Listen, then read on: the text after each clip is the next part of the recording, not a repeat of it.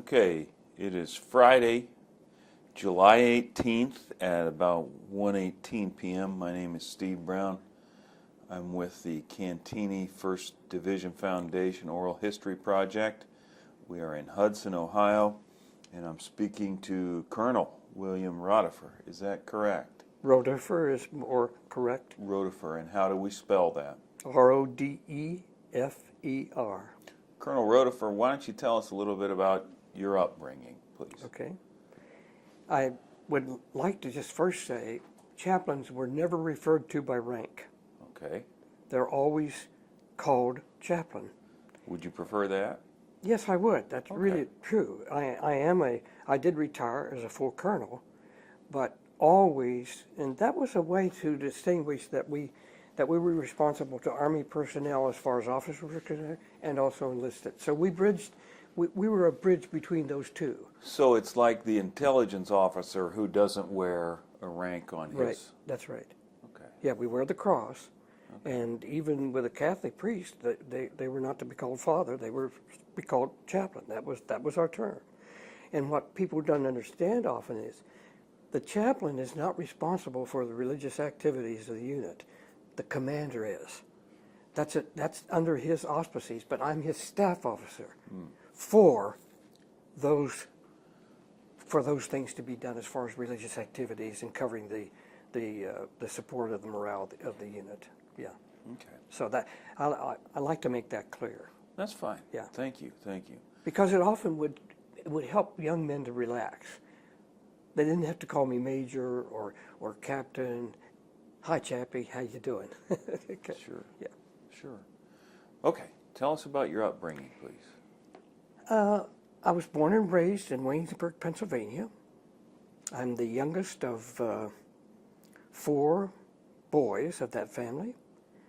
I was tempted to bring a picture today. I have my hero wall in my condominium with my awards that I've received, and I have a picture of myself when I was officially promoted to colonel, and you get an official picture made.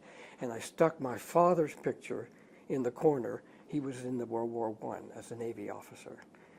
He had a accident on board ship. The ship had ice, and he fell, and he sustained a very severe hip injury.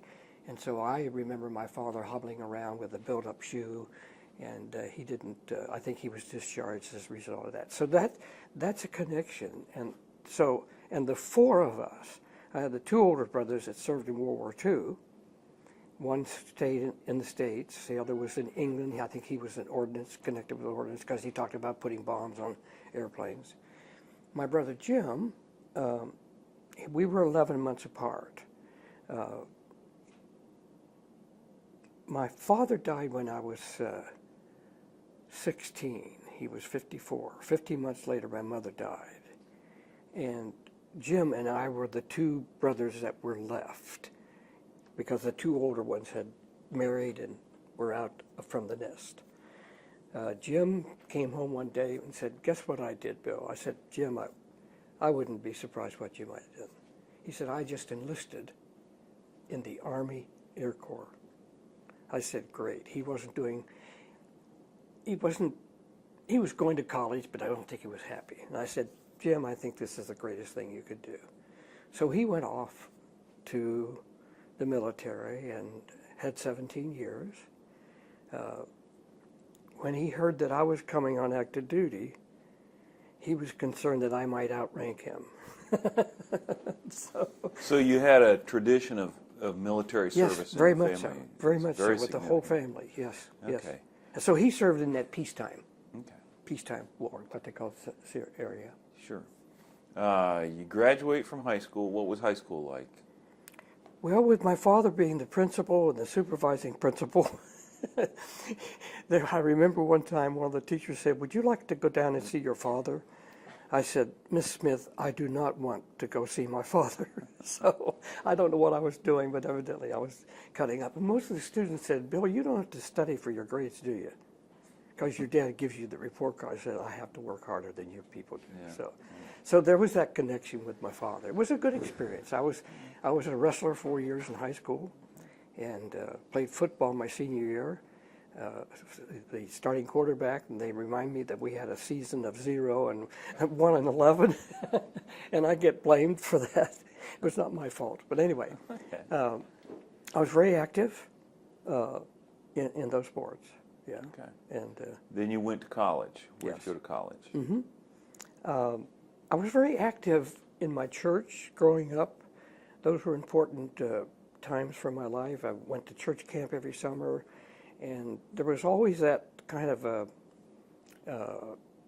hidden spark inside of me about the religious experience. And at age 8, I was accepted into the congregation. I was a member of the Christian Church, Disciples of Christ, and was baptized. We have a baptism by immersion.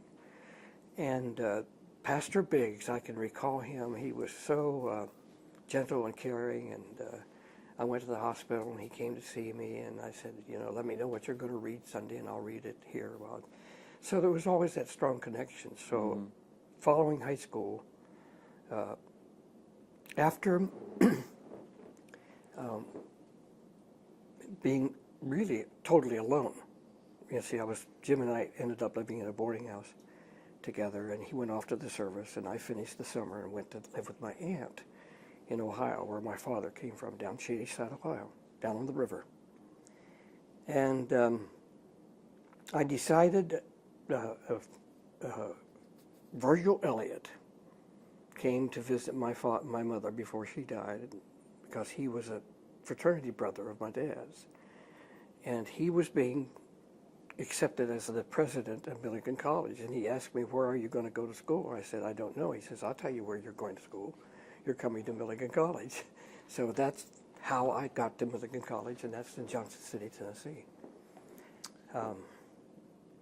You go to college, you graduate. Did you go straight to seminary at that point? With about a 6-month break, I got married, moved to Indianapolis, and took a job at a bank for about 6 months just to kind of get myself settled.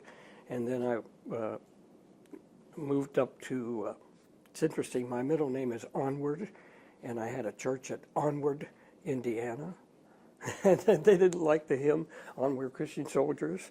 And so, and there was a train that ran by the church, and I said, well, I could get on that train if I had to leave. So, but that was a good experience. That was the beginning of my real official pastoral work. And they permitted me then to start to do my graduate work at what was then Butler School of Religion, which now is Christian Theological Seminary. In Indianapolis? Yes, in Indianapolis.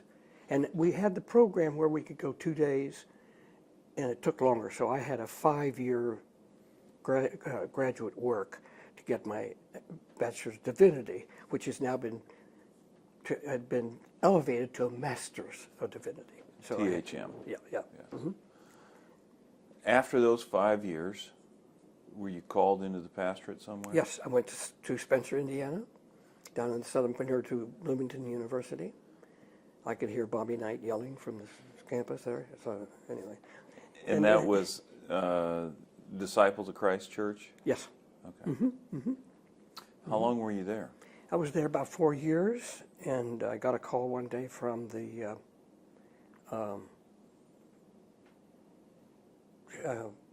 chaplain's office in D.C. at the Pentagon, Chief of Chaplain's office, that I was to report to Fort Riley, Kansas, September. That would have been 1964. Were you being drafted? No. I had approached our ecclesiastical board to see if there was any positions available. So they inquired, and that's what it is. If there's a position available, space available, then I got the nod that I would be reporting for active duty. I started, though, by getting into the Guard. I was commissioned in 1961 as a first lieutenant, and I joined the Indiana National Guard, and I had about a year with them, and then I had some problems meeting the summer camp schedule, so I transferred over to the Army Reserve. And a lot of people don't understand the difference. The Guard is under the control of the governor, the Reserve is under the control of the president. And so they can only be ordered up if the president says, yes, you've got to go to active duty. So I stayed with that, and this is a fascinating incident that occurred. It was kind of tragic in a way. I went to my final summer camp with my unit down to Fort Leonard Wood, and that's where I got the official call from the chief's office that I was to report to Fort Riley. That's the official call from the chaplaincy's office In Washington, D.C. as opposed to your official pastoral call from God. Yes. Well, that is being God, Yeah. so to speak. So an hour later, I got a call from my wife, and I said, well, in fact, I got a call down to the unit. You have an emergency call. So I went up to the chapel, made my call back to my wife, and she said, are you standing up or sitting? I said, where do you want me to be? She said, well, your brother died. Brother Jim? Yep. 35 years of age, had a massive heart attack. And he barely passed his last physical. They had him lie down because he had such high blood pressure. He was in San Francisco with his boss for a conference, and he said, I'm going outside. I'm having difficulty breathing, and they found him in his car. He was buried in Arlington, one of the most beautiful. It was a very moving experience. So Jim and I were not close, but we had a chance to be together before this occurred when I went out to attend the General Assembly of the Christian Church in Los Angeles, where he lived. And we had a good time to get together. So you attended your brother's funeral. In Arlington. Mm-hmm. And then you reported to Riley? Mm-hmm. Mm-hmm. Mm-hmm. Fort Riley. I was assigned to the support command. I have to go back Okay. and ask you, what motivated you to apply for and join the chaplaincy? Okay, good question. I think part of it was beginning to occur as I arrived in this little community of Spencer, Indiana. There were a number of the key officers of the National Guard of Indiana in that community. And they kept badgering me. Said, Bill, why don't you get into the chaplaincy? And I had always considered that as a program that I would like to follow. And I didn't realize later that there was a program that I could have gotten into as a second lieutenant during the time that I was actually in chaplaincy, in the seminary process, that I could have been building up some points, time in as far as my longevity of service would be. But that didn't happen. So therefore, since they were kind of prodding me to do this, I said, I think this is what I'd like to do. So I proceeded to do the paperwork that was needed to get. We have to have an ecclesiastical endorsement before the Army will accept us. And we're automatically commissioned as first lieutenant because they passed the second lieutenant because of our seminary time. So it was mostly the encouragement of these people in the community of Spencer that led you to do that. Mm-hmm. Okay. What'd your wife think about that? She was okay with that. Mm-hmm. Okay. She supported me. Okay. Yeah. And when it came later to think about going on active duty, I had a chance to attend the Fifth Army Chaplains Corps banquet up in Chicago. We gave Bob Hope. I have a signature from Bob Hope. I still have it in some of my papers. He was given an award from the Chaplains Corps. For his USO Yes, for his USO contributions? work. That's exactly right. And I said, well, I thought the only way for me to really know what it's like to be a chaplain, I've got to get on active duty. So that's when I approached the people. Says, when can I do this? Okay. And I'm glad I did it. What was the transition like for you going from this small, I'm assuming small congregation down in Spencer Yes. to Fort Riley? I've got to believe that Fort Riley is probably bigger at that time than Spencer, Indiana. You're right. Well, it was the transition was more, getting used to the military process. Going in, you had to go sign up for housing and things like that. So it was a lot of the mandatory things that you have to do as being a part of the military. And once, I was the support command chaplain, Norris Einertson, who later was in my class with what we call advanced course. He became the chief of chaplains. So we only have two star generals. The chief of chaplains is a 2-star, and his assistant is a 1-star. So that's the only general officers we have in the Corps. And Norris became that. But Norris was my sponsoring chaplain when I arrived at Fort Riley, Kansas. And I was assigned to the post chapel, the old historic post chapel. It was a great experience. And several people would come to me because of my prior experience of having been a pastor. I wasn't just fresh out of school. I had really some pastoral experience in actually serving a church, and said, you bring a lot to us. We really appreciate you being here. So I was really at the ground level accepted very well. I remember, I can't think of his name now, General, he was the assistant division commander, 1-star. He said, "You are simply great for us. We're glad to have you." So that was a kind of a boost. The soldiers who are coming to Fort Riley at that point have made a transition from civilian life to the military either through basic training or through OCS as a means of indoctrination into the military way of doing things. You don't have either of those, correct? How do you change the mindset? What's the process? Well, I had a little bit. In preparation for being a chaplain on active duty, we had a course that we were to attend.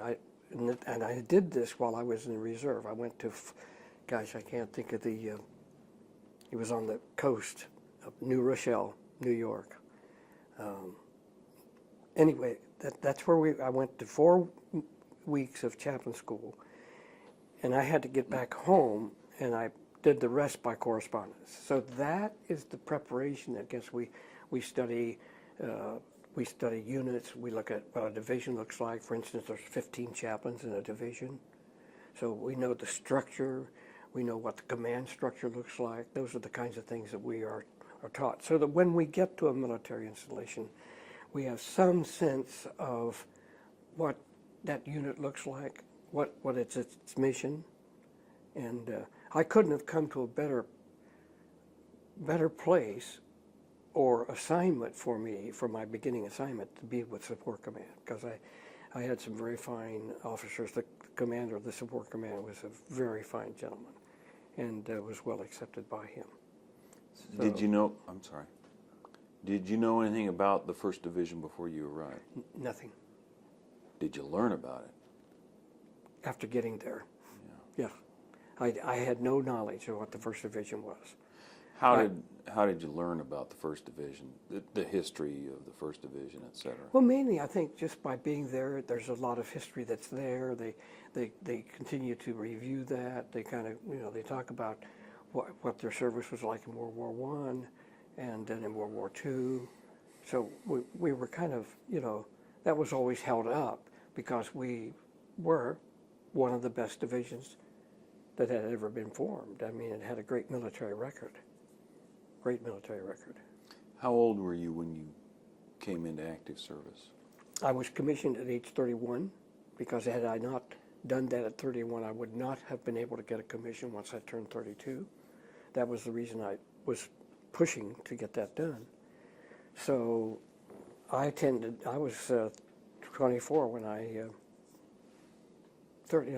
61, I was born 31 when I went to Fort Riley in 1964. 1964, you arrive at Fort Riley. And it's not too much longer after that, is it, that the 1st Division heads out for Vietnam? That's Correct? a Roger. Yes. What did you know? What were you hearing about Vietnam at that point in time? You know, we didn't hear much about it.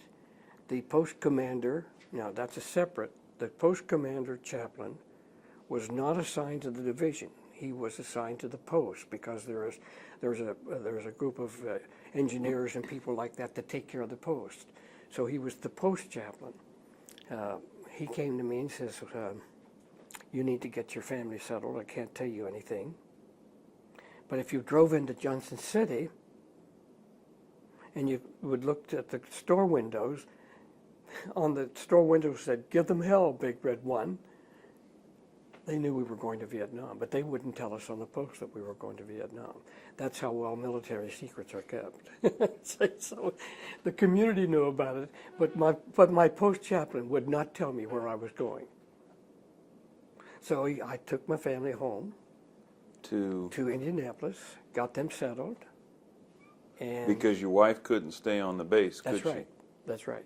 We had to vacate. That's exactly right. I had to transfer my family to, which was a natural because that's where my wife was from. So she knew Indianapolis. She's a school teacher. And I had a 4-year-old and a 13-year-old and 11-year-old, 3 daughters.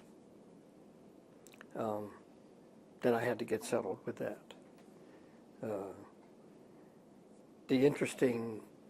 It was interesting. I asked my middle daughter not too long ago, I said, what was it like to have your father absent for a year? She said, Dad, I grew up overnight. Mainly because she, the older daughter, would get off to school and she had to help get the little one off to kindergarten, and she was dragging her feet on the ground as she did that. And my wife had a doctor tell her, they said, this little girl of yours will not be okay until she sees her dad again. So when I arrived out of Vietnam and flew into Indianapolis, my wife met me in Chicago for 3 days, and so we flew into Chicago, and that was still when you could get off the aircraft, go down to the tarmac. And I'll never forget this. And they were walking towards me as I came down the steps, and Jenny, who would be 5 or 6 at that time, bolted, broke away from her mother, and ran and jumped into my arms and said, Daddy, welcome home. That was so meaningful. And I lost that daughter. She was killed age 25 when a semi-truck ran a red light. Sorry to hear that. Yeah. Let me ask you, what's the role and function of a chaplain in the military? Okay. Well, first of all, let me relate that to the post chapel that I was assigned to. I was responsible for a given service. I had an early service. Chaplain Ironson had the later service. So we compromised with that. I mean, that's how he said, you have this early service, I'll take the other. So there was a sense in which that was basic in a stability situation where you're on a post that I was to conduct religious services. And we have to do a general Protestant service. And that was no problem with me. Because I think it's the best ecumenical experience and expression of the church for chaplains to be together and be able to do what they have to do to meet the needs of the people. And then I had the responsibility of traveling to the various units. I would get out and drive down to this unit or that unit. I always called knocking over chairs and letting them know I was around. And I always, got a hold of the first sergeant. How are things going? So I would just, and then we had, periodically we had what was then termed character guidance lessons. We had to give this. It was a difficult thing to do, but it was given subjects that we tried to cover, like honor, duty, respect. And to whom were you? I was giving this to the units. Okay. I would give this to the units. Mm-hmm. Okay. Yeah, that was in the theater. In Vietnam? No. This was in the theater at Fort Riley. I'm sorry. Fort Riley. Yeah.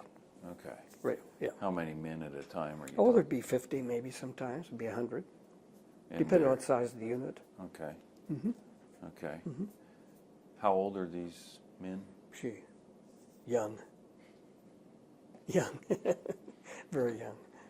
Okay. And that's the, see, I didn't have any prior experience. You know, I didn't have any boot camp to go through. Except I was told that, you know, the second phase of my chaplain's preparation school would have been down at Fort Dix, and we would have crawled under the wire to get shot at. I just got my bullets in the mail. So you never had any kind of training like that No. before they sent you off to Vietnam. Now, you told us a little bit about what's going on in town. You told us about taking... Well, one of the things that we had to do was we remember that the Vietnam situation was not under the Geneva Conventions. It was what? We were not, we could, well, let me back up to say, chaplains were never carried arms. In Vietnam experience, we were permitted to carry weapons. So I qualified myself with the M1 rifle. Later we got M16s, and even tried to shoot a 45, and you might as well throw the weapon at the target rather than to try to hit the target with it. So all I'm saying is that that was a different thing that I had to learn to do. I didn't want to do that, and You learned that at Fort Riley? went down to the firing range. Okay. And I had done some of that in reserve when I was with the reserve units too. Yeah, while we were in Vietnam, there was a chaplain that his picture had been taken, and he had what do I want to call them, rifle bandoliers or something. He had them wrapped around he had grenades on his jacket. Westmoreland, General Westmoreland. I have a beautiful picture of General Westmoreland. I was just looking at some slides that I have from Vietnam. I had them sent to Cleveland and made into a CD. So I was sitting looking at this beautiful shot of General Westmoreland, Westy. He got a hold of that picture. He says, I don't want to ever again see a chaplain with that kind of armor on him. That did not say well of the chaplains. So when I was riding in the Jeep with my assistant, I would have the rifle here in my hand if we were to get hit. But I said to my driver, you're going to cover me. You would take over. So that was just something we had to live with. You drop your family off in Indianapolis. You're going overseas. Where'd you fly out of? We didn't fly out of anything. Oh, you went over on the boat with the First of all, we got on this troop train. And I said, you people are not serious, are you? We aren't going anywhere, are we? Yes, we're going to San Francisco. Okay. So we arrived in San Francisco, and we weren't there very long that we got on this ship, the USNS Barrett. 19 days on the water. How did you enjoy that? Well, I'll tell you, I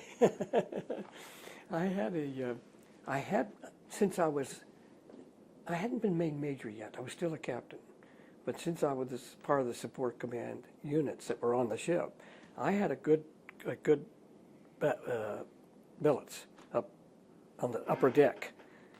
And so when I went down one day into the hold, and they were all sitting around this, like in this room with bags, sitting in front of them because they were all seasick. Oh, no. And so I got to looking at them, and I started the service, and I said, I've got to excuse myself. I went upstairs, and I had my episode. So that was only a time when we're on, when you're on a ship, when you get this on a regular basis, it's not too bad. But when you get this and this, you're getting two motions at the same time. You can get pretty. So, but once we got through that, it was clear sailing, and we landed in Vung Tau, First Division Band. I'm trying to think of the commander at that time. All came down to meet us as we came on landing craft from the ship out in the water. assaulted the beach at Vung Tau, which was a armed forces resort area at that time.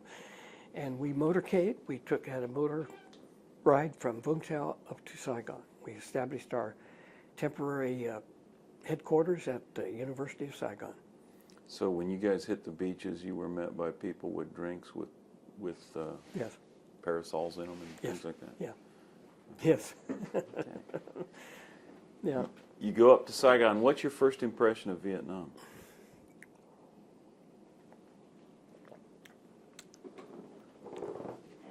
My first impression of Vietnam was a very beautiful place. It really had great terrain. It was just a place. It was good. And I had a very difficult decision to make shortly after I got off the boat and we established our temporary headquarters. There's some some small arms fires went off. And the chaplain that had just been newly assigned to me, because the Chaplain Einertsen, who had been with me, was transferred to the engineer brigade. So I was made support command chaplain, and then we got a new man, and he was greener than the uniform. He came from a very ultra-conservative background, and he came to me at the day we were about ready to leave the ship. He says, I knelt beside the picture of my family and asked God to protect me and hoped that my family would be safe. Well, shortly after we had landed at the university, he went berserk once he heard these firearms going off. So I had a difficult decision to make. I went to my commander. I didn't go. Generally, you have to go through the chain of command. That is, you go through the chaplains. I should have gone to the division chaplain.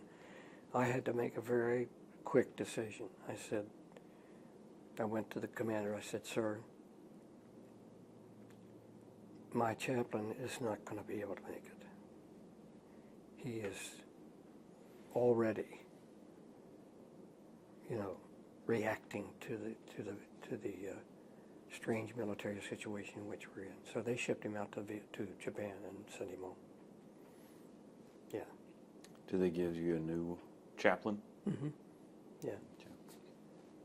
Okay. I'm sorry. Go ahead. Yeah. So we weren't there very long, and then we went out north to Xi'an, D-I-A-N, and that's where we built the First Division headquarters. How long did that take? Time-wise, I can't tell you exactly. It must have taken about 3 or 4 or 5 months. It was amazing how quick they would establish the area, and they established the command structure. And I lived with the support command, and they had a big tent for me as a chaplain, as a chapel. I was in a very static situation. I would get up in the mornings, for instance, and I would walk the line of a big convoy and talk to all the men I said, be safe, be careful, take care of yourselves. And that was the way I would meet the men. Or I'd go down to the maintenance battalion, and here they were working on tanks and things like that, and say, how are things going? And then I was real close to the med people. Why did you get close to the med people? Because those are the ones that I would probably see the most. In the case of combat situations, I would be seeing the medics in operation. Why was that? Well, because we had always had a aid station assigned to most units, so any wounded would come first to the aid station, and then they would be decide, well, this one can go stay here for a while. He'll be okay. He can go back to his unit. This one we have to transfer to the general hospital down in Saigon for further treatment. That's the process. You brought up something that I have to. Okay. You raised it a couple times. You mentioned that this chaplain who came apart under pressure was from a conservative background. I'm assuming you mean a conservative denomination or yes, conservative? Yes, Okay. General Baptist. Okay. Yes. I'm assuming in the chaplaincy, There are going to be chaplains who've been through Presbyterian seminary and some Baptists and Disciples of Christ and Methodists. How do you guys deal with ecumenical differences? Denominational differences? We accept them, and we work within the framework of working with those people as best we can, because you have to be careful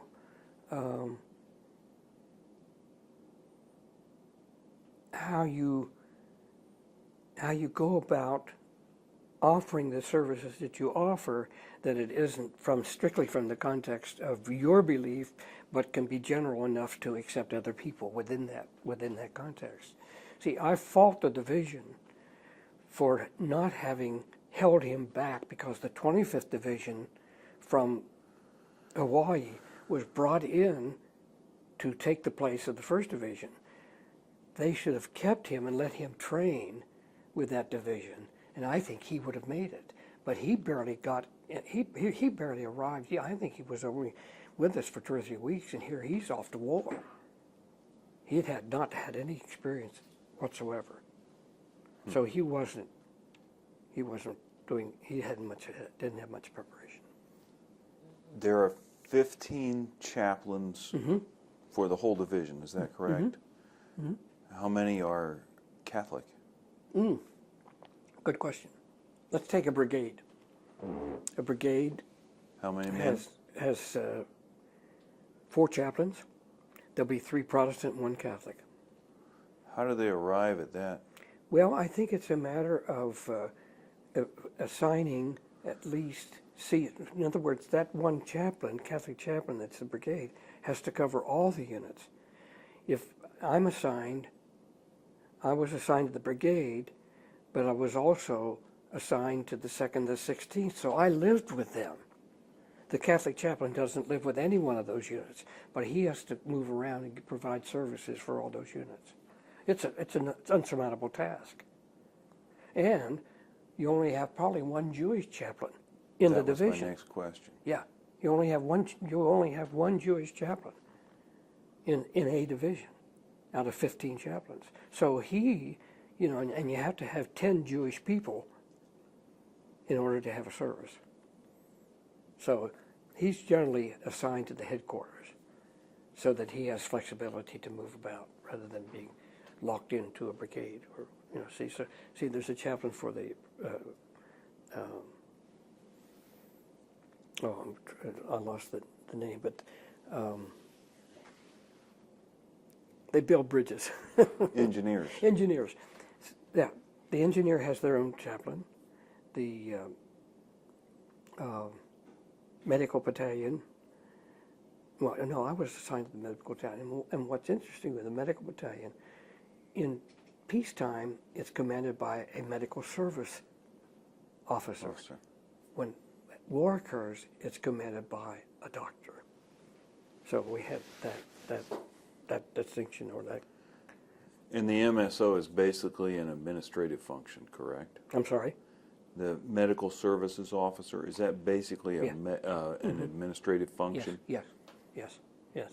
Do we have enough supplies, for this? As opposed to a treating physician? Okay.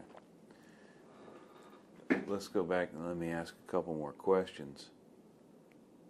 How do you deal with, if you've got a Jewish chaplain, how do you deal, and you've obviously got Jewish soldiers there, how do you deal with things like, we're going to worship on Saturday night?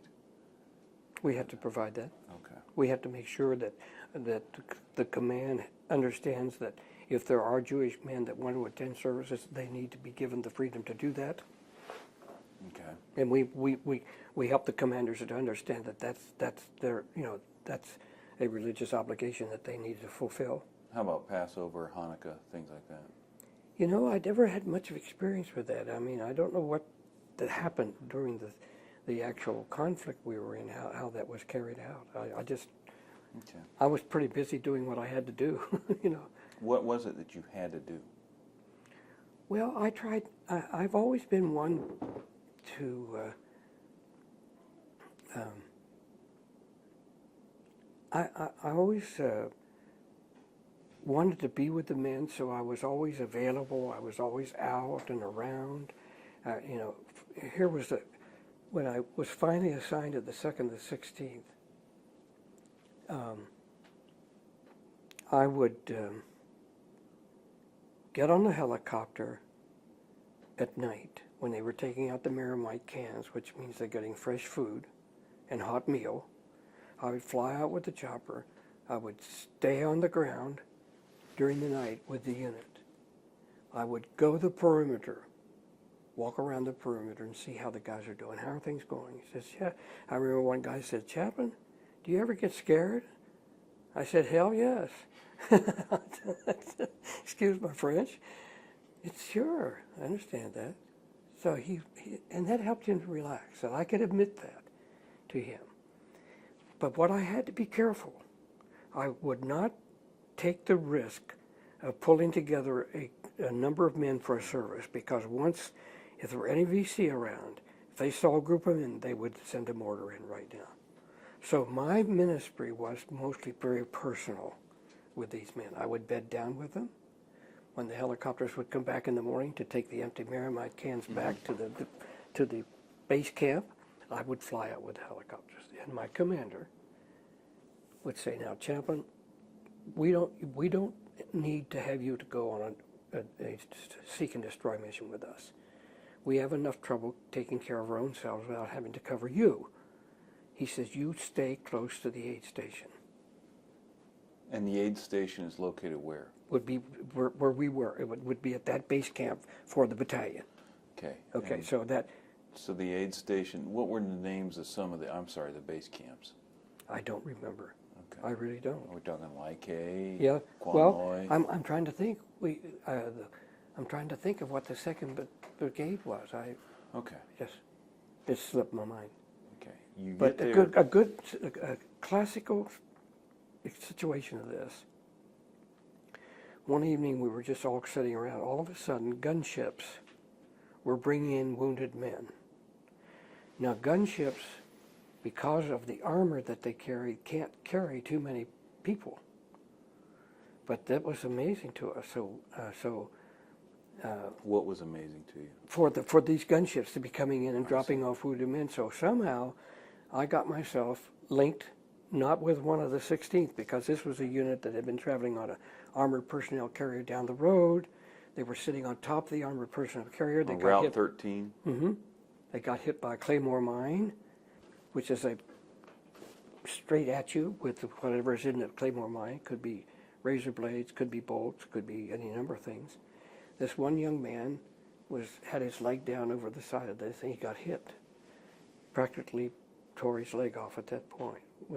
I went in with the stretcher, and the doctor started to work on him, and I just kept saying to him, I said, the doctor's doing what he can for you. The helicopter is running that will take you to the general hospital down in Saigon. You'll be okay. And I didn't do anything formal, like let us pray. I just stayed with him. And when we got through, the doctor turned to me and said, thank you, Chaplain. I said, for what? You kept him from going into shock. Mm. And when I told that story, when I had a weekend with Ed Tick, who wrote the book War in the Soul, he said, presence is prayer. And that is true. And that's been the nature of my ministry. Just being there. Being present. Okay. And available. There must have been some times, unfortunately, you were dealing with men who were not going to make it. You know, I was never much in that situation.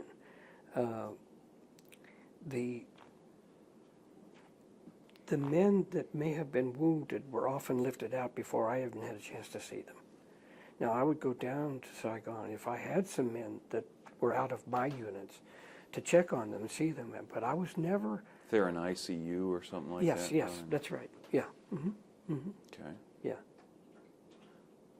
So you're primarily dealing with wounded men, Mm-hmm. physically wounded men. Mm-hmm. That's one of your responsibilities. Yes. Let me ask you a question. In the event that you were dealing with a man who you knew was dying, Mm-hmm. and there's an indication that he's a Catholic, how would you deal with that?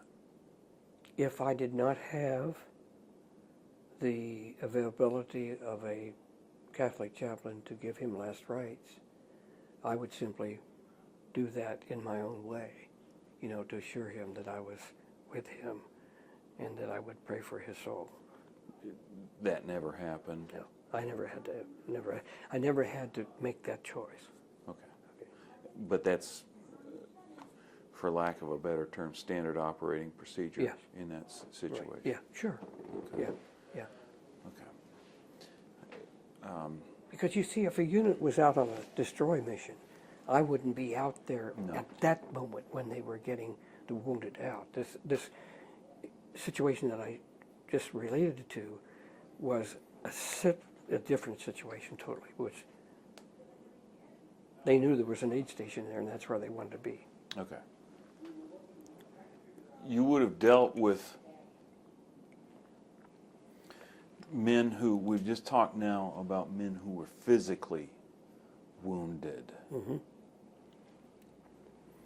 What about those who were psychologically or perhaps even, I like to say everyone is spiritually wounded in one way or another, Mm-hmm. but dealing with that kind of wound from being in combat, what role did you play there?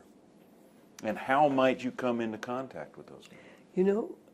That's interesting because I was never brought into contact with those kinds of situations. They were probably occurred outside of my purview to be able to assist in that. Somebody else did that. Either the medical people did or maybe another chaplain did, see. So chaplains provide coverage, at various levels and in various ways. But I was never caught in a situation in which I had somebody that was going berserk because of what had happened to him. As opposed to of that kind of reaction, I'm thinking what we would today call post-traumatic stress disorder. Mm-hmm. The manifestations of that, such as manic type of activity, depressive type of activity. Right. Did you ever deal with that sort of thing? None. Okay. Did you ever deal? I don't think we were identifying that. I don't think that was an identifying feature at that point. In World War II, it was called shell shock. And then it became a different aspect. So, but I don't even think until after the war, when we had people coming back, and they, here's a veteran sitting at a parade, and a firecracker goes off, and he goes crazy, because that was a reminder of something he would have heard before in a firefight. In retrospect, how do you think that might have been dealt with a little better in the field? I don't know that there would have been a way, because I don't think the person who was experiencing that would have been aware of what was going on with them at that point. I think until the person gets away from that, and there is an extenuating circumstance that prompts a response. When I hear that you don't see many Hueys anymore, but occasionally we have them go around. When that was a common sound, that immediately elicits a response to me.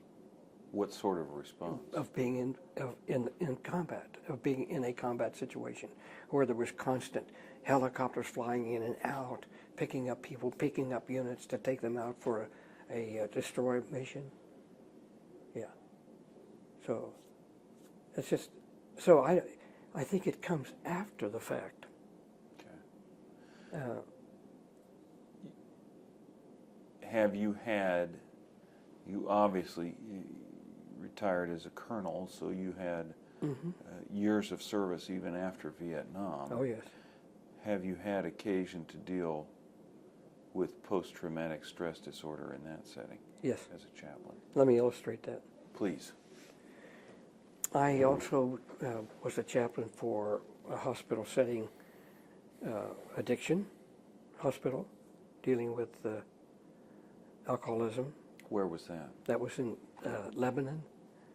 In Lebanon, the country? No, Indiana. Okay. Yeah.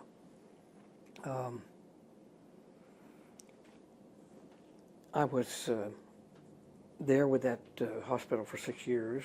First 3 years I was there as a chaplain, and I took a brief break. And several weeks later I was called back, said, would you be a counselor for us? I said, well, no, we want you to come back. Well, you've replaced me. No, we want you to come be a counselor. So I came back to help start what was called OATS, Older Adult Treatment Service. But even though I had worked specifically with that unit, any time a Vietnam veteran came through for treatment, because of my prior connection with Vietnam, I was given that patient. Classic illustration. I had this man, 17 years he'd been drinking and using. He drank a fifth of whiskey on the way to work and took amphetamines while he was at work to get himself calmed down. Had never talked about the war to his mother, to his wife, for 17 years. So I said to him, I said, you've got to talk. He says, I can't. I said, oh, okay.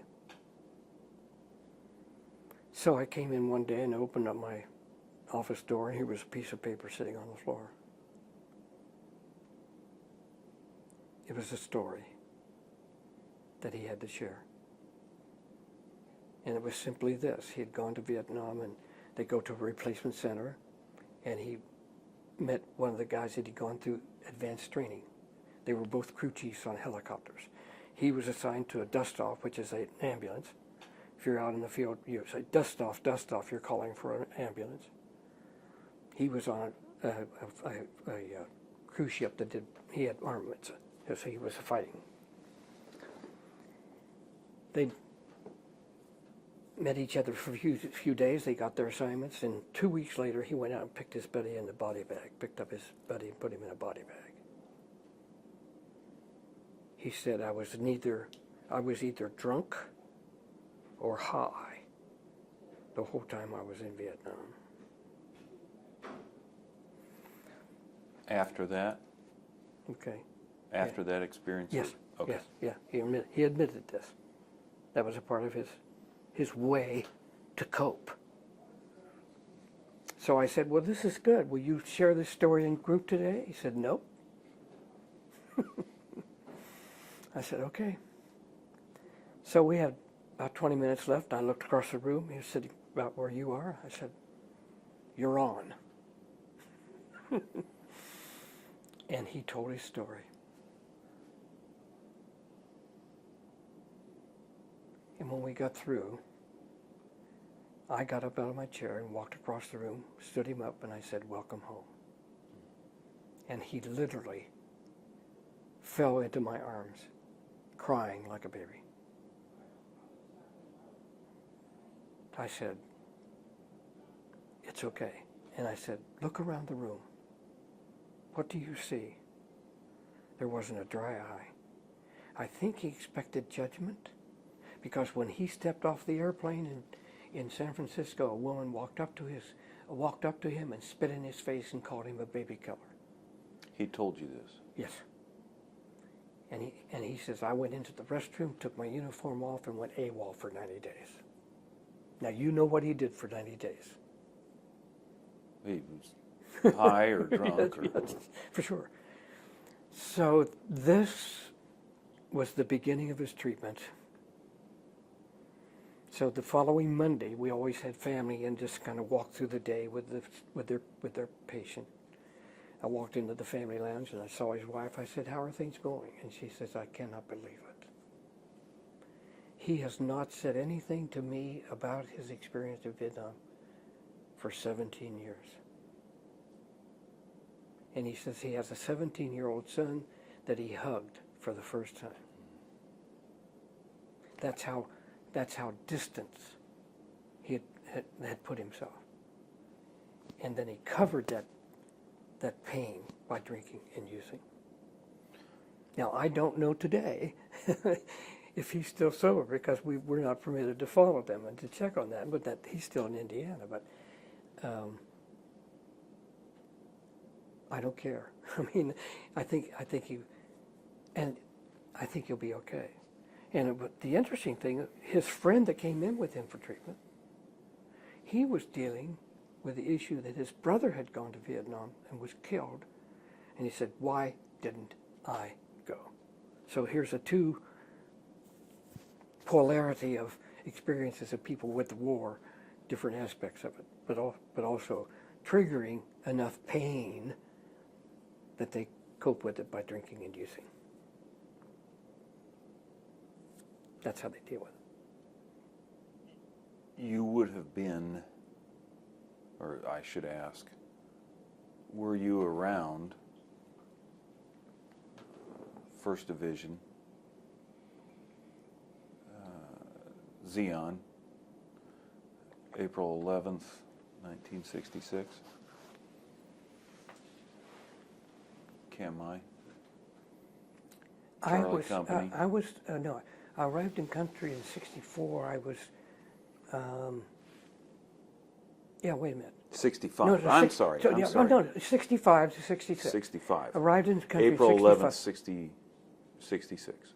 Yeah, I was there, but I was not a part of that. It was, Okay. yeah, But you saw people coming back from that?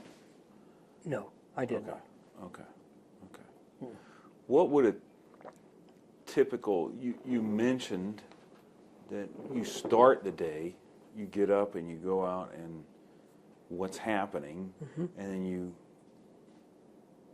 briefly visit with the troops going out. What does the rest of your day look like in Vietnam?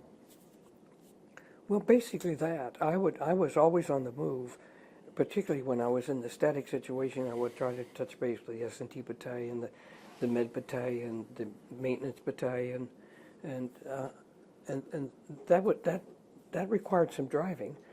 And plus, I got involved with this work with the orphanage. In the base camp where we were at Zion, not too far from where our supply and transportation battalion was this building that was an orphanage, and it was called the Farm. Madame Nye, who was the main leader of this orphanage, lived in Saigon. She was on the 10 most wanted list by the Viet Cong because she had left North Vietnam and come to Saigon. And that she would never tell them when she was going to visit the farm, because if anybody found about her travel, they'd follow her. So we made connection with that unit, and we helped build some, paint up their swings, and we got the dentist down and gave them some toothpaste and a toothbrush because they chewed this beetle gum, and so we'd make sure they were getting good dental care. And there was just a great connection. We had a Christmas party for the children. I have some great pictures of that. And often my assistant and I would take time to drive into Saigon to visit the actual base of the orphanage where Madame Nye really stayed. And so we did some work with that. I had my wife then, at that time, was a teacher. They sent us some stuffed toys and things like that for the kids for Christmas time. And it was a great experience. I inherited my assistant, who's a great guy. What's his name? Donaldson, Ray Donaldson. He came to the unit just before we were ready to leave, and he was assigned to me, and I couldn't have gotten a better guy.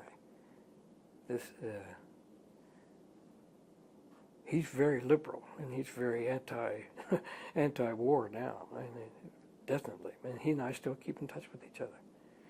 I've been over to see him a couple of times. He's a great. I couldn't have gotten a better guy. He was a great support for me. What sorts of things did he do to help you out? Well, he just, he would do, there wasn't a lot of paperwork, but if I went out on my own, he would maintain, what office we had. He would make sure if anybody came by to see, that he would be there to cover that. But he always, was always driving me around. What were your impressions? You obviously, if you're over there working with the people at the orphanage, had some fairly close contact with the Vietnamese people. What were your impressions of the Vietnamese people? I remember being in going down to the PX in Saigon, and I walked. PX is? The post exchange. What's significant? What is that? That's an American establishment that is put there for the services to buy goods. It's a store. It's a store. Okay. It's like a department store. Every base, every naval base, every Marine base, every Army base has a PX. The Air Force calls them something else, I forget. Exchange or something. So we went down there, and I remember going in looking for something, and the lady saw the big red one patch. And she said, "You number one." Now numbers in Vietnam are very significant. You don't want to be a 10. That's not a good number. So that meant something, and I sensed that at that point, we were very much appreciated for being there. Now later I'll exchange what's happening with some of the Vietnam veterans that have come, because we have Vietnam veterans going back to Saigon, and it's the most healing process that's ever occurred for a veteran. What was it like working with those orphans? How were you received there? Oh, open arms. It was a delight to see the children laugh. And I think they were not aware of what was going on around them. I think it was, they were protected pretty much from all that. Do you happen to know what happened to that orphanage after the United States? I have no idea.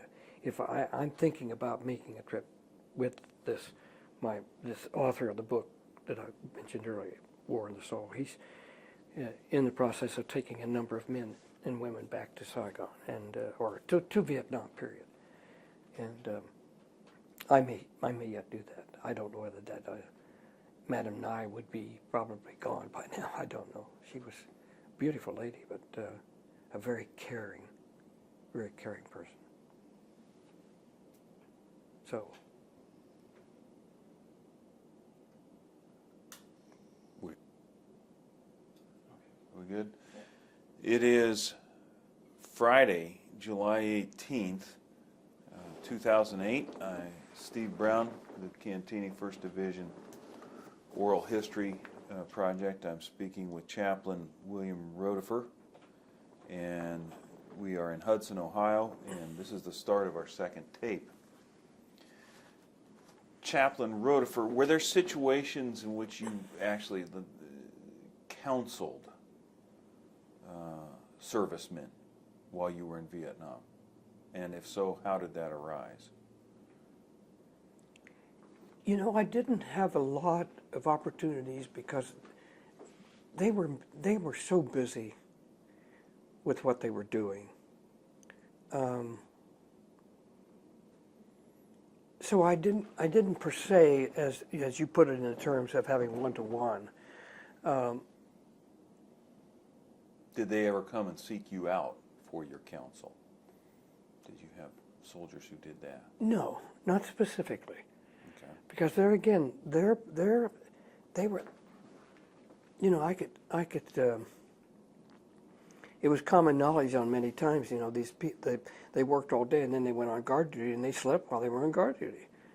It's just that there was that kind of demands on them that I just didn't have specifically those. This is an interesting experience I had with a group of soldiers. It was after chapel one morning, and we were just kind of standing around talking, and I said, "Guys, this male-driven sexual desire that we have is really pretty predominant for us while we're away from home. because, you know, you could, gosh, we had hooches along the road, you know, you could stop and visit with a gal anytime you wanted to. Prostitutes. Yeah, prostitutes, exactly. And I said, just remember, if your relationship with your spouse was good, she's having the same drives and desires that you're having. So I didn't say anything more. I just kind of dropped that bomb and left it there. And a sergeant came back to me on Monday. He said, "But Chaplain, I want you to know you ruined my weekend." I said, "Why?" He said, "Well, I went to Saigon with the intention of shacking up, and I didn't." Now, I thought that blew my mind. And it just, I just felt, I don't know why I did it at that time, but, you know, I knew that there was that tremendous pull. It was true for me, you know, it was true for anybody over there. You have to deal with that, you know. It's so easy to, it's like the male desire is more driven than what a woman might have, but a woman would have that drive too. And I just simply try to lift up the relationship as being, if it's good, it's good. So the relationship is what's important. That's right. As opposed to satisfying your desire. That's right. That's right. Let me ask you a few questions about that. What was the prevalence, the availability of sexual services? Oh, unbelievable. I remember one of the doctors talking to some, he gave a lecture to some of the men about venereal disease. He said, "Folks, it's out there, so help yourselves." He says, I just saw a man in the hospital that has serious venereal disease, and he says, "If you want it, it's there, so have at it. Be my guest." He was just trying to say, don't be promiscuous with your relationships when you don't know the person. How did the military deal with the threat of venereal disease, aside from education? I think that's all it was. I think they pretty much put blinders on it. No distribution of condoms or anything like that? No. Well, I'm sure there was some. I'm sure they were accessible. I'm sure if I went to the doctor and say the medics would have them. Did you ever hear of any instances of officers arranging things like that for men as a group? I have one story that was related to an Air Force chaplain. I used to fly into Tonsanut Air Force Base, and the chaplains had trailers for their office. I walk into them, I said, you know, I just come in from the combat area, and I look at these guys, I said, "War is hell, isn't it? You're sitting in this plush office, it's nice." But this commander of this chaplain that was in the Air Force there at Tonsanut decided to have a birthday party for himself, and he invited Vietnamese women to come and be dancers. And the chaplain went to the commander. He said, "Sir, I'm sure you wrote a letter to your wife that she could have the same kind of a celebration, and that she could have the freedom to do what she wanted like you did." And he almost got fired. The chaplain? Yeah.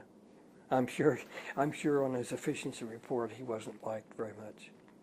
But I think that was an instance in which he felt he needed to speak up, to bring to bear, you know, the consciousness of, you know, some moral dignity about oneself and how you deal with that. Safe to say that the commanding officer wouldn't tolerate that for the men below him, would he? That's right. That's right. I was very fortunate. I had some of the very finest officers that I've worked for. I remember the Christmas Eve service. I had gotten called back to the States, or gotten to somebody back to the States to send me a copy of the Messiah. And I'd gotten a real thing down to PX, and I announced after the chapel service, I said, there are some of us that are going to sit quiet and listen to the Messiah. And that's what we did. And at the end of the program, Colonel Sieber turned to me and says, I wouldn't have imagined that I would be sitting in Vietnam and listening to the Messiah. So it was just a matter of, that was just, I hope to be able to see Colonel Sieber one of these days. We had a good relationship. Did you think he was a good officer? Oh, outstanding. What made him outstanding? He was very compassionate. He was very understanding of his men and the pressures, the demands that were on them. The Supply and Transportation Battalion had to do an awful lot of travel on the highways, convoys on a regular basis, taking supplies. So they were out there. Under fire. Under fire, yeah. How did he reflect that compassion for his men? I think he showed a concern that they were taken care of, and got the moral support from the unit, and and they felt his support, and they felt that he was aware of the dangers of which they had to face on a regular basis. How did he communicate that to them? I think it was almost a sense about who he was, as he conveyed his own humanity as being beyond being an officer. See, I think to be one thing to be an officer and also to express some sense of who you are as a human being. And there are some officers that they're just officers. And you can tell they are because that's how they deal with things. But there are others that allow themselves to have compassion and understanding. And for their men, for the dangers that they... And this was true with Colonel Hathaway. He had a great respect for his men and what they had to go through in fighting like they did. And he and I had a great understanding. He understood my mission. I understood his. I never questioned what he had to do, and I embraced him and gave him all the support I could. That was a great experience. I will never forget being with those guys. They were fantastic people in that gathering of, and there were Catholic men in this picture. Why don't you go ahead and let's pull the picture up and show it to the camera. Okay. Where is that? This isn't Laikey. This is just, we're in the Mission and Rubber Plantation. And our unit, Colonel Sieber said we're going to have 3 days of R&R. And you can, if you can see, I don't know that my jacket is wet because the monsoons were present at the time, and they come through with the wind and the rain, and we just stood there. And one thing I found out about what I was doing for this at this time was offering communion, that was a real connection for the men to the church. And so I, as often as I could, whether I said anything other than to present the elements, I made sure that they had that opportunity. And I know there are Catholic men in that group because they didn't have access to have the Catholic chaplain there every time. So you believed in the idea of the Catholic with a small c church. That's right. That's right. And I think they sensed I embraced that with them. Yes. That I made no distinction. Okay. Mm-hmm. Mm-hmm.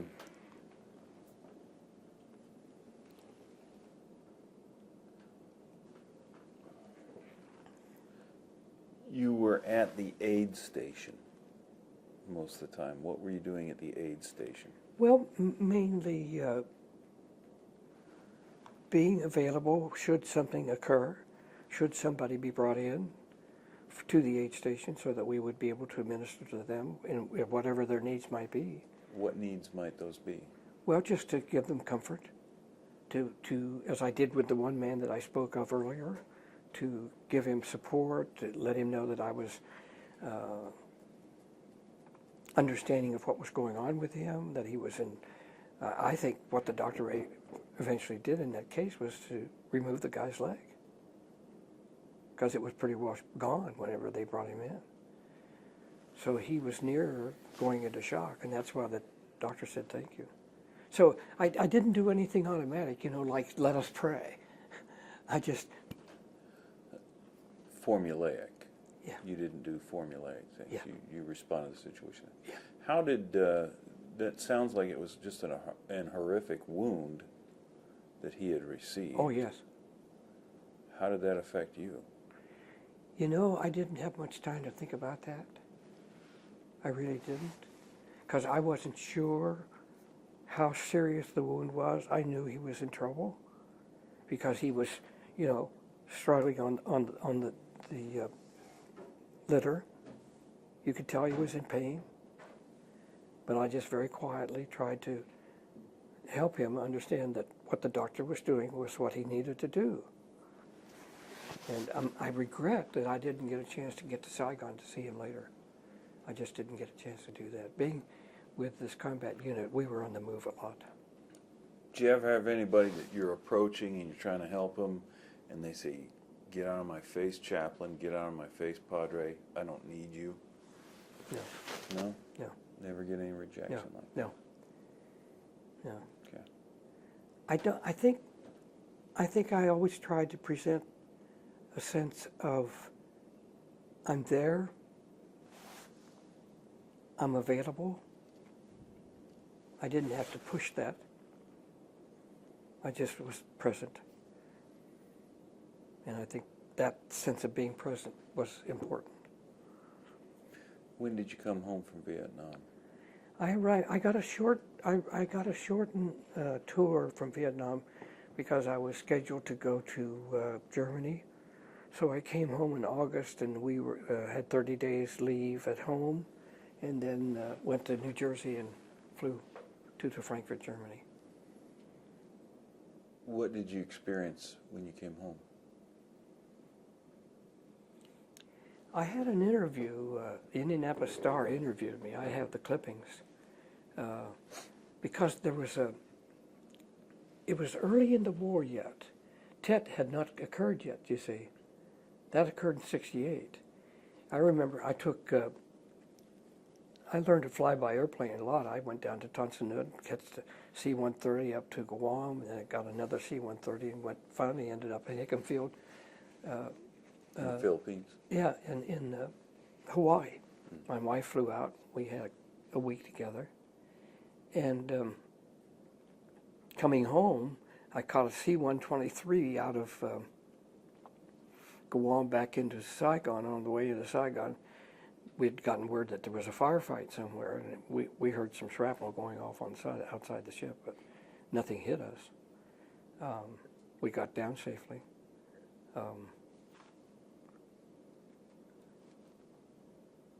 So I was going to say something.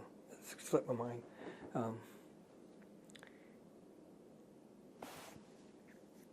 Did you ever experience, you were mentioning this was before Tet. Yes, that's right. Mm-hmm. Where were you going with that? Well, I'm saying I left country at the time before the big Tet offensive occurred, and there was some, you know, while I was in Vietnam, I was not totally aware of what was going on in the States, about how this was disrupting the people, how they were questioning our involvement in the war. I just wasn't aware of that process. I didn't become aware of that process until I got to chaplain school, which was 3 years later. I was assigned. I became the command chaplain for the Army Security Agency in Europe. So I traveled all over the world. I've been to Tehran. If you remember the picture of the hostages, Mm-hmm. okay?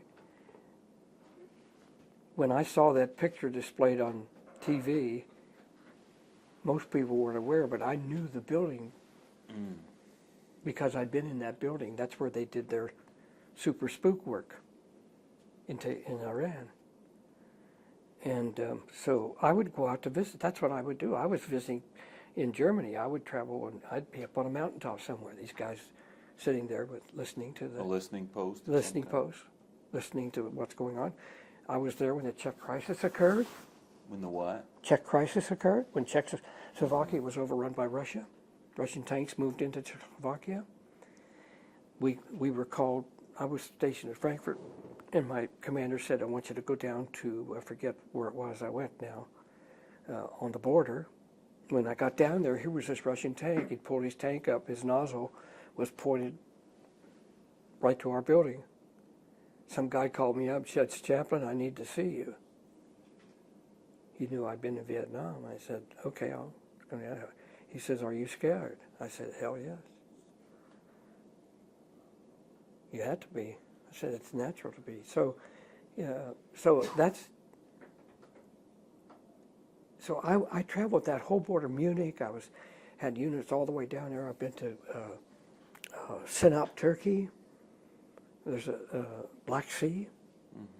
Dodge, he was supposed to be, he was had a lantern looking for truth. He was looking for the city limits, how to get out of town, because it was not a place to be. Sinop was not a place to be. And we would fly in and out of there. I'd fly into Turkey somewhere, Ankara, and then we'd catch a flight out of there to Sinop. We had a chapel, and as long as the cross faced the sea, we were permitted to have that. The chapel, the cross could not face the mainland. It had to face away from the mainland because of the Islamic faith. So that's the kind of thing. I've been to Ankara, Turkey, to Italy. I've been all over the world. I've been to Peshawar, Pakistan, where we had a unit of Air Force and Army together. So that's the kind of work I did for the Army Security Agency. I was awarded the Meritorious Service Medal for my time with that. I think I made a note in that. It was an exhausting time because I was on the road a lot. I spent time writing the Audubon system, looking for these units. I mean, not just looking for them. I knew where they were, but I was very.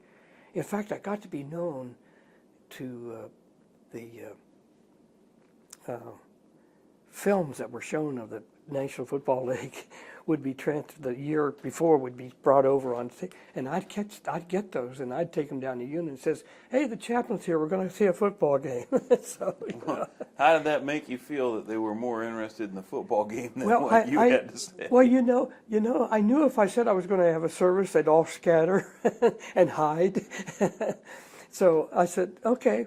They just and that was okay, because they knew that I was concerned about the welfare, their sense of well-being about who they were. I remember I went down to a unit in just off of where Hitler was born, in Austria, and I said to the guys, you guys speak German very well. I says, we're going to the Lutheran church this morning. We're all going together. So I took them to the church. And then we went to the Gasthaus after the service, and I said, "Okay, guys, what did the pastor say?" And we talked about the service. So that's how. If I went in and said we're going to have a service, they would hide. But I just came in and said, "We'll go down to the Gasthaus and have a beer and we'll talk." And I remember I went to a field station down near, just outside of Munich. And I used to call what I called the giving the benediction to the swing trick and the invocation to the midnight trick.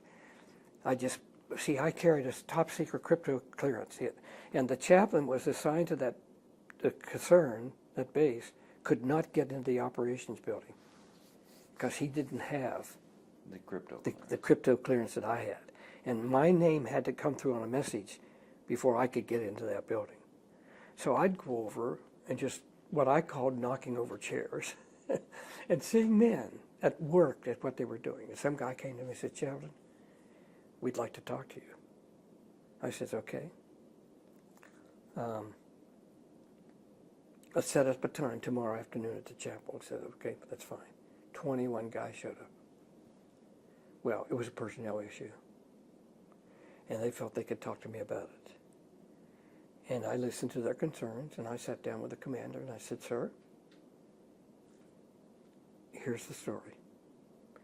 And he said, "Chaplain, we're very much aware of that, and we will take care of it." Now, what had happened prior to my getting there was a chaplain that would not have done that. He would have listened to the men, but he would not have briefed the commander. he would have gone back to the headquarters, and the headquarters commander would have picked up the phone and called this man and say, what's going on? I made sure that I briefed that commander as to what had taken place. And so when I went back to my headquarters, I never wanted to write anything down, because once you write it down, and I remember on several instances that guys, all the staff would be waiting out in the waiting room to see General Price.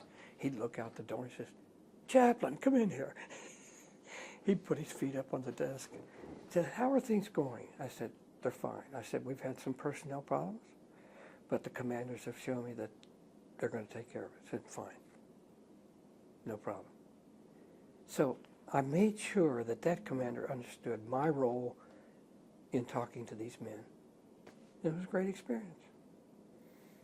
Over the years, did you notice any kind of change in the kind of character, the kind of quality of the men and later women coming into the service? Mm-hmm. Can you tell me about that, please? Well, I think they were better qualified. I think they were getting good training. Yeah. What was it like with the men at the end of the Vietnam War? Well, that was interesting, because you see a lot of the guys that were now at the Army Security Agency Army had had that experience in Vietnam, being the super spooks and listening and seeing where, trying to figure out what was going on. And they could easily get bored, because there wasn't that much going on, because they always had a lot of activity, but they certainly had an understanding. And once they understood who I was and how I had been there, we both had a common experience of understanding each other, and how helpful we could be to one another. And I think that experience that they had, they brought to the unit a deeper sense of what their mission was. Our men caught. We knew there was something coming down in Czechoslovakia, because there was a code change. And anytime a unit makes a distinct code change, you know that there's something going on. And so we being that particular area where our men were totally aware of there was something going on the other side. When they start to figure out what's going on the other side, what's the response? Oh, immediately to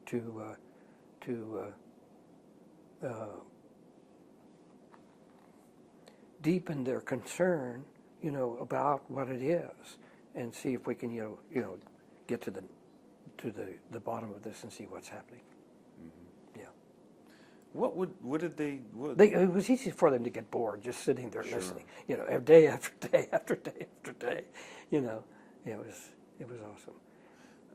You mentioned an article in the Indianapolis Star when you came back from Vietnam. Mm-hmm. What was that about? What was it? You, obviously, but... Well, they wanted to interview me and get me to get my side of what I thought about the Vietnam situation.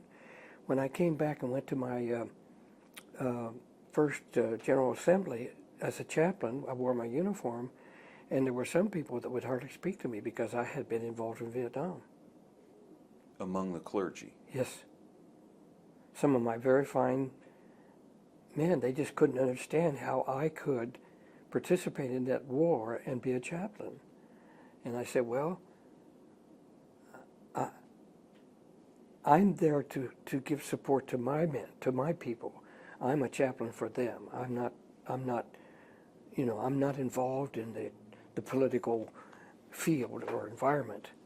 Now, I did make a change when I came back from Germany. After 3 years, I was assigned to the chaplain school, which means that's the advanced course. And you're training, or you're being trained? The advanced course is to get you prepared for any further promotions. Okay. That you get further indoctrination or training about units and what's going on with the military thinking. There were 7 or 8 of us in the class that were seriously debating within ourselves. We'd met a young man outside of the post that was counseling with men and women that were going to Canada to escape the draft. And we wanted to bring him on the post, and the commandant heard that, and he says, that man will not be permitted on Fort Hamilton. Why did you want to bring him on the post? We wanted to pick his brain. We wanted to find out what was going on there with young people so that we could understand it from our perspective. And so at the end of the class, I asked permission to be released from active duty. I was not going, because the message had come out of D.C. from the chief's office. Anybody who had been back for more than 2 years was going back to Vietnam. And I said, no, I'm not going back to Vietnam. What happened? I just had become disenchanted with our involvement. That it had turned, after the 10 offensive, and what we're discovering, when our men and women that have served in Vietnam have gone back to Saigon, where they land to Saigon, and here are North Vietnamese officers and military people standing around guard, but they have no animosity toward us for what had happened. Because they looked at us and said, look, the French tried to do us in. The Japanese tried to do us in. The Chinese tried to do us in before that. That's right. And after that. And we are standing. And he said, we have no hatred towards you whatsoever. And it has been a transforming experience for our Vietnam veterans to go back into that environment and to know that they are not hated. Because they remember the atrocities. They remember the atrocities that they participated in as soldiers. The cutting off of ears. And we have a Marine lieutenant in my group that has told his story. And it's unbelievable. It's unbelievable. And once, let's see, the theme is listen, speak, and heal. And in the Native American process, when the council gets together, they have the talking stick. And when you have the talking stick, that's exactly what you can do. Nobody can ask you a question. You cannot debate that issue with them. You listen to their story. And it's in telling of the story that they heal. We had a young SEAL, Navy SEAL guy that told his story one evening, and he says, I haven't related this story to my wife. She doesn't know what I had to do. I had to take a man out. I had to take a man out, and I regret that. So that's what we're learning, and it's been amazing of the people that have gone and found out that, and we have one of our participants in the weekend that I went with, Ed Tick. He wrote a book, The Taming and Untaming of a Marine. And in the end of his book, he reads this, he's writing poetry, and he's standing before Fort Dieppe, who was the military commander for the North Vietnamese troops, telling him all that we had done. He says, we ask for forgiveness. And he said at the moment, he says, I took off my combat badge and I presented it to General Giap. And he said, we embraced each other. He said it was absolutely unbelievable that could have happened. That we want to be able to stand with you, not against you. What advice would you give to the young men and women who are returning from Iraq today, from Afghanistan today? Tell your story. We will embrace it. You see, nationally, we have not been able to do that. Someone says, not only do we have post-traumatic stress disorder, we have post-traumatic society disorder. Our society is, our inner guts are torn over this war. And we have a father that's coming because his son is in Iraq, and he says, we're getting mixed messages as to what our mission is. And he said, this is really not a good thing for us to have to go through. So there's that. So all we can say to them is, you have a story to tell. What, I want to go back. You Okay. asked to be released from active duty. Mm-hmm. That was when? That would have been 69. Okay. What happened? No. I went to school in 69. I finished in 70. What happened? Well, two things. First of all, because I had asked to be released, that I would not graduate. They let me finish the course. And what I had forgotten, that I was a reservist on active duty. I was not an active duty. I was not a regular Army officer. You're not regular Army. I was not regular Army. I was going to. I think they've gotten rid of that now. But I had not asked to be regular Army. So I didn't do anything when I got home. And about a couple years later, I called a classmate of mine who had been assigned to St. Louis, where all the records are. And I called him up one day and I said, Jack, what happened to me? Because I thought I shot myself in the foot. So he says, give me a couple of days. He called me back. He says, Bill, if you need to get busy. He says, you've got to have 18 years in by your 53rd birthday. So I got involved in a unit. And that's how I finished my career. What kind of unit? I first went into what's called a field depot. And then I was assigned to a general hospital unit. We often went down to San Antonio to the Big Brook Army Hospital, that was the first time I saw a patient with AIDS. I remember the chaplain there on the hospital took us around for rounds, and he says, you see that person that's over there that's quarantined? That person has AIDS. So that was my first encounter with anything like that. And then I ended back, the field depot became the 21st to ACOM, Theater Army Command. They were the ones that went to the first Desert Storm. I just missed that by 2 or 3 years. So that's how I finished my career. Service. And I was not to be promoted. I called down to the Reserve Center. I knew my name was going for the board. I said, what's my chances of getting promoted? He said, you'll get a letter of non-selection. I said, fine. 3 weeks later, I got a letter from the unit, promote this guy to a colonel. So I've had a great career. I wouldn't trade it for anything. What are your thoughts on the First Division? I think it's a great unit. If you're going to be a big red one, if you're going to be what is the phrase? If you're going to be a big red one, it's a great unit.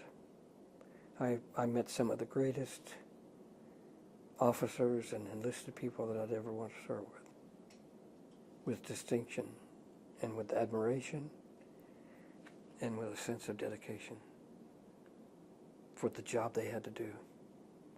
And I don't think I ever really grasped what that all meant when I was there, because when you're in it, it's hard for you to grasp the enormity of all that, to understand the far-reaching effect that has. I recently had colon surgery, and I had some moments of hallucination, and my sister-in-law thought that I was experiencing post-traumatic stress disorder. That was not the case. But Chaplain Rodefer, on behalf of